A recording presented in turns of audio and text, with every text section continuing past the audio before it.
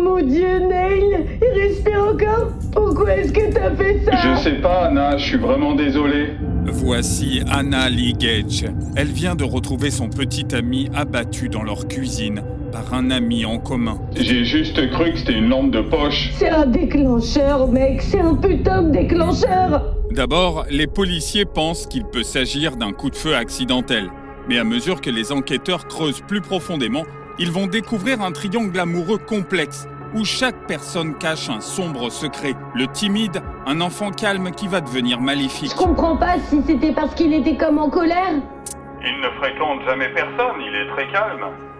Si j'échoue à quelque chose, je me sens bête. Alors j'ai visé, appuyé sur la gâchette et le reste, c'était naturel.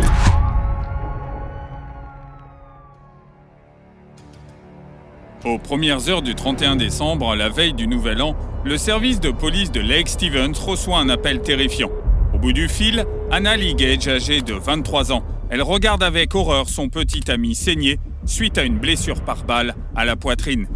Dépêchez-vous, quelqu'un a été blessé par balle, j'ai pas reçu de balle, mais dépêchez-vous. Oh mon Dieu, je sais même pas, c'était... Mon ami vient de prendre l'arme de mon autre ami, je pense qu'il essayait juste de s'amuser, mais il lui a tiré dessus, putain. L'homme armé, où est-il? Il est dans ma cuisine et il me crie de l'aider, j'ai l'impression que je dois aider. D'accord, quel est son nom? Quel est son nom, hein? Quel est son nom? Josh! Les policiers se précipitent sur les lieux, sachant que la situation est désespérée. La victime est peut-être à deux doigts de la mort, tandis que le tueur reste là à regarder. Et ce qu'ils allaient découvrir n'est pas seulement une scène horrible, c'est le résultat final d'une obsession qui allait se transformer en violence pure. Oh merci mon Dieu, ils sont là. Allez à la porte, accueillez les officiers. Oh mon Dieu. Où est le flingue? Aidez-moi s'il vous plaît, le pistolet est dans ma chambre. Allez, Neil. Aidez-moi s'il vous plaît. Allez, je suis à l'intérieur. Neil? L'ambulance est-elle en route? Ils sont en route. J'ai vraiment cru que le pistolet c'était une lampe torche. Parce que je l'utilisais comme une lampe torche. On cherchait le chat. Et j'ai vu qu'il avait une lampe de poche. Comme ça. Ouais. Est-ce qu'il va bien? Non, il ne va pas bien. Non? Neil Forestier, âgé de 27 ans, gît sur le sol, une balle dans la poitrine. Il ne respire plus. Les ambulanciers arrivent en quelques minutes et se battent désespérément pour ramener le jeune homme à la vie. À quelques mètres de là se tient son ami, Joshua, insistant sur le fait que le coup de feu était accidentel. Mais lorsque l'agent l'escorte à l'extérieur, la réalité commence à revenir. C'est un déclencheur, mec, c'est un putain de déclencheur. Tu devrais Restez le savoir. là-bas, restez là-bas. La victime est-elle décédée? Je suis vraiment désolé, Anna. Mais pourquoi t'as fait ça? Je savais pas, Anna. Je suis vraiment désolé. Je jure devant Dieu, je savais pas. C'était une arme dissimulée. Je savais pas qu'il dissimulait une arme chargée ou quelque chose du genre. Très bien, je vais te lire tes droits, ça te convient? Ouais. Tu ne dis rien jusqu'à ce que tu aies entendu tes droits. Oui, monsieur.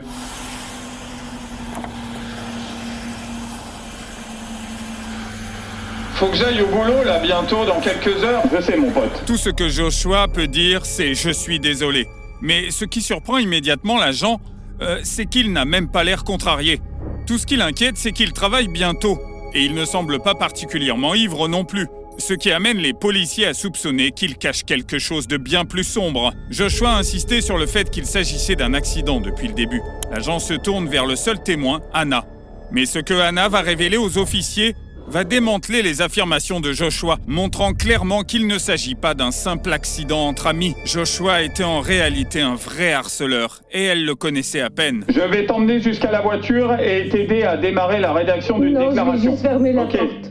Pas de souci, pas de souci. J'ai un chat, donc je veux tout simplement pas qu'il s'échappe. Ok, Josh, c'est bien son nom, Josh? Je sais pas, je lui ai posé la question au téléphone, il m'a dit que c'était Josh. Je le connais, mais pas si bien que ça. En quelque sorte. On s'est croisés au bar 2 ou 3 fois, c'est tout. D'accord. Et il a simplement demandé s'il pouvait venir chez moi pour qu'il puisse dégriser pendant 1 heure. Et ensuite, il allait rentrer chez lui. Tu as dit qu'il est venu en voiture? Ça me va. Neil a sorti un pistolet de sa ceinture pour que lui et Josh puissent boxer. Josh a commencé à jouer, tu vois ce que je veux dire? Ouais. Et puis il a dit on pourrait faire ça. On commencerait par 10% et on augmenterait progressivement. À l'insu d'Anna, Joshua était rongé par la jalousie. Il se percevait comme un inconnu, un raté en tout. Neil était un ancien combattant de la marine, un combattant MMA en pleine ascension et le petit ami de la femme qu'il désirait. C'est alors qu'Anna va exprimer ce que tout le monde pense, révélant à quel point l'excuse de Joshua est ridicule. Ce n'est pas un coup de feu accidentel. On dit parfois ça, par exemple, tu sais, avec notre flingue, on frappe. Et Ouais, tu ne non, l'as je l'ai jamais vu prendre le frapper, pistolet pointer. ou pointer le gun. Je viens de l'entendre et je me dis, j'avais pas vraiment compris ce que c'était. Je viens de sentir un bourdonnement dans mon oreille. On aurait Ouais. presque dit que quelque chose avait ricoché. À quel point tu dirais qu'il s'est J'étais si approché? près, on était tous si proches. Ma cuisine Ok. est petite, c'est un petit appart. On était tous réunis dans cette petite cuisine. Neil t'a dit, il dit quelque chose Non. Il ne parlait pas, il a rien dit. Non, mais il est resté veillé un petit moment. Il s'est effondré, ses yeux se sont fermés. Et tout a basculé, tout a basculé. Et j'ai l'impression que depuis qu'on a bu, je suis restée, j'ai l'impression de pas pouvoir assimiler pleinement ce qui vient de se passer. Ouais, il n'a rien dit. Tu aurais pu le faire Je autrement? comprends pas s'il était en colère ou... Je comprends pas vraiment comment il a pu penser. Un pistolet, c'est juste une lampe torche. J'ai pas vu le pistolet. Il y a une lampe torche sur ce Je suis pistolet? presque sûre qu'il y a une lampe sur le pistolet, Ok. mais il faudrait appuyer sur la détente du pistolet pour le faire exploser. Anna a tout à fait raison. Un pistolet ne se déclenche pas tout seul. On ne peut pas non plus le confondre avec une lampe de poche. Ce qui signifie que la police a un acte bien plus délibéré qu'il ne l'avait initialement imaginé.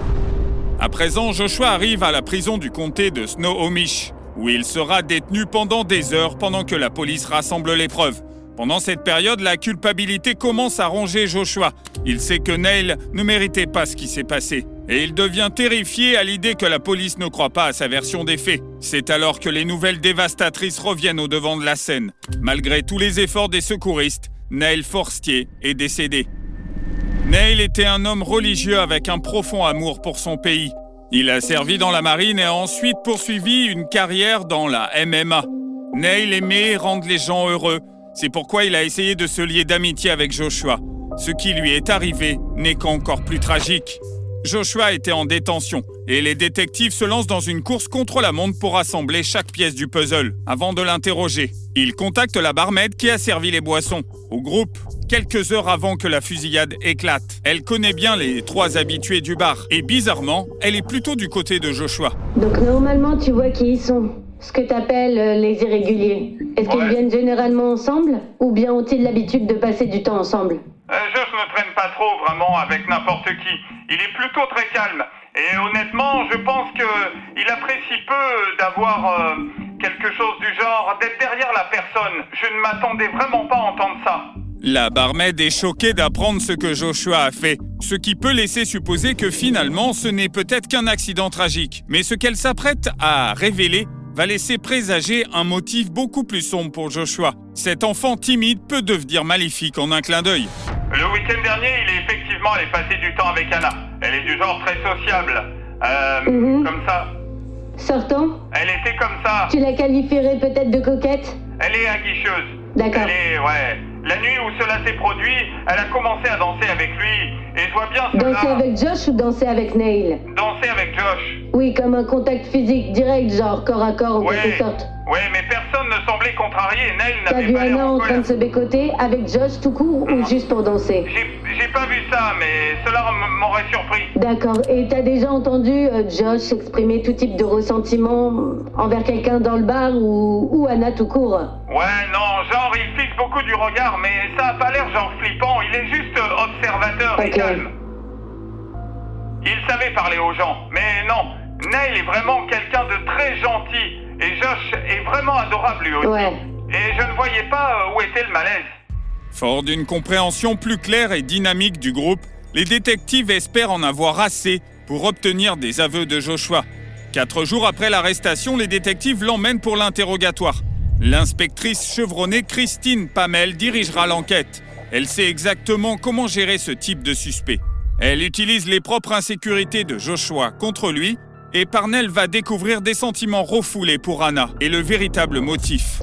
Tu te souviens de moi, inspectrice Pernell? La raison pour laquelle je suis descendue ici, c'est pas parce que, genre, d'autres choses sont apparues. Je veux simplement avoir des réponses, Ouais. d'accord? Parnell sait qu'il y a des failles dans le récit de Joshua et elle commence par l'une d'entre elles, la raison tordue pourquoi il choisit d'aller à la maison d'Anna au lieu de la sienne. Donc t'étais levé depuis un moment, t'as pris un verre ou deux à Creekside, puis t'as demandé à Anna d'aller chez elle, c'est ça? Oui, juste au cas où, je devrais m'évanouir. Pourquoi t'as décidé d'aller chez elle? Par rapport à un simple retour à la maison en voiture? C'était dangereux pour toi de rentrer chez toi? Je veux dire qu'il y aurait eu à l'époque, je voulais aussi rentrer chez moi, mais non, pas rentrer à la maison, mais aller chez Anna. Passer un peu de temps avec elle, au cas où je m'endormirais. T'as joué la pièce, un jeu de bagarre. Ouais, c'est arrivé comme ça, sans prévenir, je veux dire, sachant que j'ai obtenu... Il avait déjà été impliqué dans des bagarres. Tu sais, je lui ai dit que j'étais plutôt bon au combat, alors que je donnais des bons coups de poing, tout ça.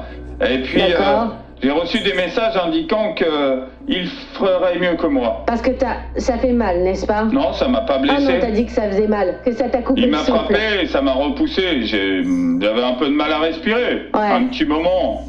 Ouais. Et puis en quelque sorte, il a mis sa main sur mon épaule pour me dire « ça va, ouais, ça va ». Je lui ai dit « je suis un peu essoufflé ». Quelques instants avant la fusillade, Joshua avait demandé à Neil de simuler un combat et de tester la force l'un de l'autre. Ce que Joshua ignorait cependant, c'est que Neil était un combattant professionnel. Ce qui a irrité Joshua n'est pas le coup de poing lui-même, mais la réaction de Neil après coup.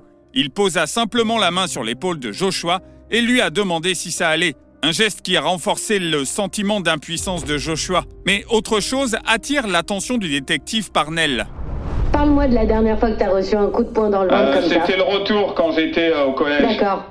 C'est ma mémoire récente, c'était mon dernier combat. Je me souviens je me souviens du type avec qui je me battais et ça m'a fait mal au ventre. Ouais. C'est le même genre de coup de poing que Neil m'a donné. Tu te sentais comment au collège quand t'as reçu un coup de poing comme ça? À l'époque, j'avais pas d'expérience, donc j'avais mal. Mais...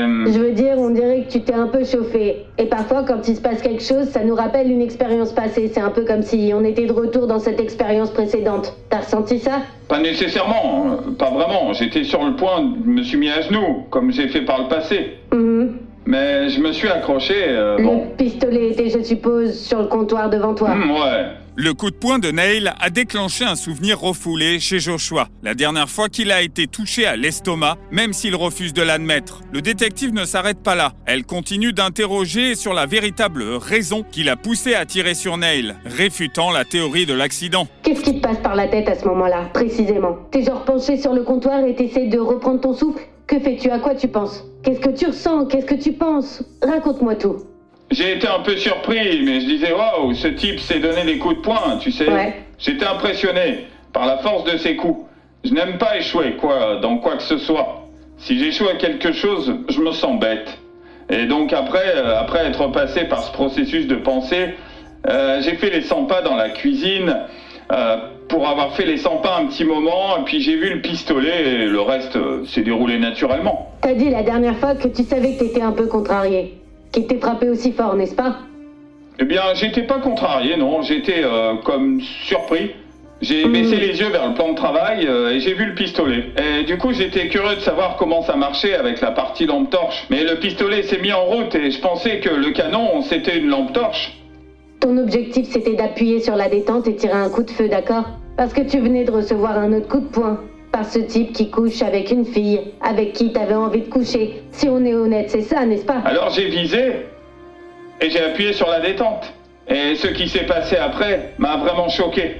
Neil était tout ce que Joshua n'était pas. La réussite, la confiance, apprécier des autres et se faire battre a réveillé chez lui le sentiment d'infériorité. Tout cela est évident pour la détective Parnell. Mais pas pour Joshua. Il veut encore faire croire que ce n'est rien d'autre qu'un accident. Mais regardez de plus près Joshua. Sa réaction à la fusillade semble-t-elle authentique ou simplement théâtrale? Neil est touché, tombe au sol et Je sais que t'es allé prendre une serviette pour essayer d'arrêter le saignement et tout ça. Mais enfin, à quoi tu penses? Qu'est-ce que tu ressens? Je me sentais comme un parfait idiot. Pour des raisons totalement aléatoires, ramasser un pistolet, je ne savais pas. Et que faire concrètement? Je me suis senti bête. J'avais envie de pleurer, tu vois, rien qu'en la voyant pleurer, vous savez, ce qui se faisait... ça me donnait l'impression d'être encore plus un vraiment mauvais ami. Et je me suis dit, pourquoi j'ai fait cette bêtise? Joshua a dit qu'il se sentait coupable, mais la détective n'est pas convaincue. Il a toujours voulu que les gens l'aiment, et il pourrait bien s'agir d'une tentative de gagner la sympathie de Parnell. Elle comprend immédiatement et prévoit d'utiliser cela à son avantage. À l'insu de Joshua, la police a confisqué son sac et ce qu'ils ont découvert à l'intérieur est plutôt vraiment troublant. Parle-moi de ton sac à dos, tu portais quoi? Je garde des outils comme des tournevis plats et d'autres trucs parce que j'aime bien tout démonter, tu vois, les vieux appareils électroniques mis au rebut et les collectes de ferraille, j'adore. Gagner de l'argent avec la ferraille, j'aime. Parle-moi du reste. C'était là? Comme quoi? Ce qu'il y avait dans ton sac. J'aurais pensé Alors la même parle-moi chose. du reste. C'est là-dedans, mais tu veux pas en parler. On est à un point où j'ai l'impression qu'on doit être honnête ensemble. Ouais. Et je pensais avoir déjà démontré qu'il est difficile de me mentir. On m'a beaucoup menti, je suis donc très douée pour savoir quand on me ment. Et tu vas rien me dire par rapport à cette pièce. Pour que tu me mettes pas mal à l'aise, tu vas pas me forcer. Tu veux pas te mettre mal à l'aise non plus, ni penser du mal de toi, mais t'inquiète pas, moi je fais ça tout le temps. C'est difficile de réfléchir sans regarder mon sac. Qu'en est-il de ton sac? C'était dans ton sac? J'essaye de me rappeler ce qu'il y avait dedans. Des jouets sexuels. J'ai juste un petit peu de matériel au cas où, tu vois, on veut faire un petit jeu coquin. Ou je ne sais quoi. D'accord. À ce point, le détective Parnell peut dire que les actions de Joshua sont liées à ses sentiments pour Anna et sa haine pour Neil. Elle va donc lui mettre la pression pour qu'il révèle la véritable raison pour laquelle il s'est rendu chez Anna. Et c'est en lien avec ce qui a été trouvé dans le sac. Peut-être que t'étais optimiste et tu voulais jouer avec ça avec Anna. Non, j'ai jamais voulu avoir des relations sexuelles avec Anna. J'ai jamais eu ce processus de réflexion d'avoir des relations sexuelles avec elle. Je l'ai vue flirter avec d'autres garçons et je suis genre elle flirte avec d'autres mecs, donc bah voilà, ça vaut pas la peine, quoi. Allez. Ah mais j'y ai pensé peut-être oui, une fois, mais j'allais pas lui demander. C'est une question étrange à poser, mais tu veux avoir des relations sexuelles, je veux dire... Et je n'ai jamais... Oui, j'y ai pensé. Oui, un peu comme on l'a évoqué avant, genre, et si t'étais revenu, puis une chose en entraînant une autre, t'allais pas lui dire, Ouais. non, c'est ça? Ouais, c'est... D'accord. L'inspecteur Parnell vient de magistralement découvrir le mobile grâce à Joshua. Même s'il ne s'en rend pas encore compte, il est rongé par la jalousie depuis des mois. Il est forcé de regarder quelqu'un d'autre être avec la femme qu'il désire et il est humilié devant elle. La disparition de Neil Forestier a eu un impact profond dans la vie de Lex Stevens, où la communauté pleure un homme qui aimait son pays et qu'il a fièrement défendu dans la marine. Joshua Mathieu Kelly est accusé de meurtre au premier degré et d'homicide involontaire du premier degré. Il attend son audience. Il risque une peine de prison allant jusqu'à 18 ans.